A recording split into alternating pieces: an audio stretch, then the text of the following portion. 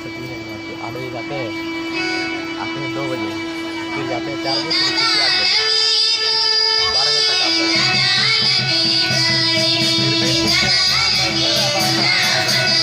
यहाँ पे ना चूल्हा उल्हा गंदगी है, साला हो जाते हैं और लड़ाई तो रोजे होते हैं। पैसा का दिक्कत है, पैसा का दिक्कत है। किसी का अगर तेल कम हो गया तो कोई डाउट के बाद में उसमें लड़ाई जरूर करें।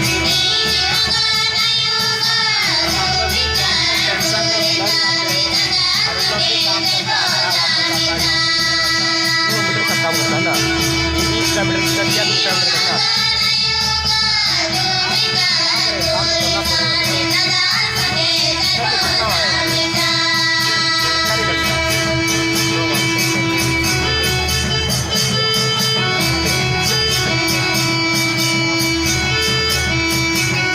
अगर खाली बोलता था हम बताने का तो बता देते, लेकिन इसका भूत सब बहुत छोटा है।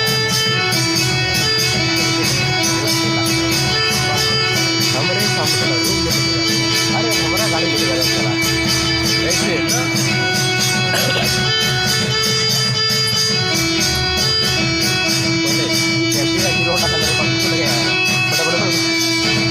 तुम्हारा गाँव का लड़का दोस्त